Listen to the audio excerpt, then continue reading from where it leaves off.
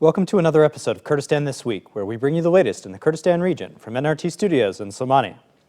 The Kurdistan region experienced its worst 7-day period in terms of the accumulation of new coronavirus cases last week and hit a double milestone on Friday, passing 20,000 officially recorded cases and 700 deaths. Troublingly, the outbreak appears to have taken hold in Duhok, which has seen relatively few cases compared with Erbil and Somani. Public health officials have worried that any spike in Duhok would have a disproportionate effect on the governorate's large displaced population. Patriotic Union of Kurdistan co-president Lahur Sheikh Jangi also announced that he has been infected by the virus, but said that he is in good health. Despite the alarming rise, there were no major developments in terms of new mitigation strategies announced by the government.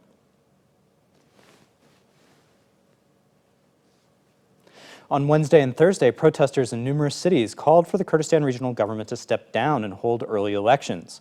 Organized in part by the New Generation movement, protests on Wednesday took place in Somani, Rania, Kaladize, Erbil, Duhok, Shiladze, Darbandihan, and Koya, among others. In several places, particularly in Duhok and Erbil governorates, the security forces prevented many demonstrators from gathering and dispersed those who were able to congregate. They also harassed, detained, and seized the equipment of journalists, including NRT reporters, who were covering the protests.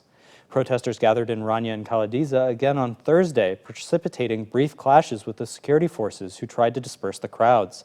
Among the demands of the protesters were for the government to step down and be replaced by a caretaker administration until early elections can be held under the auspices of the United Nations. Public frustration with the government has been growing all spring and summer amid deteriorating economic conditions and difficulties of the KRG paying public sector employees.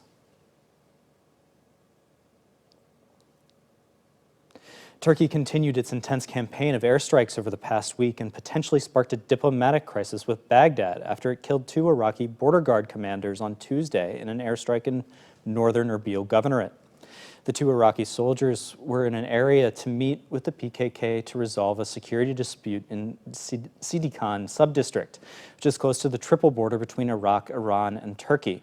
The commander's driver and a PKK fighter were also killed. Baghdad reacted furiously, but has so far only canceled a visit of the Turkish defense minister and lodged a note of protest with Ankara's ambassador. Later in the week, 5 PKK fighters were killed in 2 separate airstrikes in Duhok on Thursday night and Friday morning, while PKK-linked Iranian Kurdish opposition group PJAK announced that 7 of its fighters and 2 affiliates had been killed in airstrikes in Somani Governorate.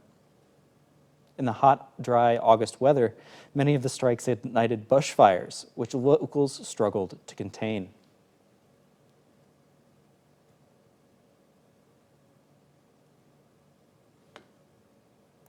In an effort to turn the page on months of friction, senior political officials from the Kurdistan Democratic Party and the Patriotic Union of Kurdistan met in Dukan on Tuesday and promised to lower the temperature of their public partisan rhetoric.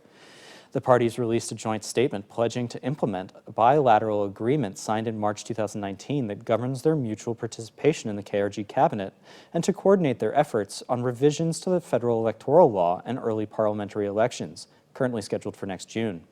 Recent tensions between the 2 parties have precipitated a military standoff in Ziniwarta, accusations of spying, and procedural fights in the Kurdistan parliament, all playing out in front of a backdrop of personal rivalries between leading figures of the PUK and the KDP. Finally, doctors and healthcare workers in Somani and Halabja walked off the job on Monday, demanding that the government pay them their salaries, making it the 3rd strike since April. The strike action brought all but essential activity at many hospitals and health centers across the 2 governorates to a halt. Also on Monday, staff at Rizgari Teaching Hospital in Erbil walked off the job after it emerged that some members of staff had been given cash payments, while most were left out, which caused friction between administrators and caregivers. It is the latest controversy at the hospital, which is treating COVID-19 patients. In July, some families said that their relatives had died there because of a lack of supplementary oxygen. An investigation found no evidence to support the claim, but determined that there were management deficiencies at the hospital. Thanks for tuning into this episode of Kurdistan This Week. If you'd like more information on these stories and others, check out our website, nrttv.com/en, and be sure to like us on Facebook and follow us on Twitter.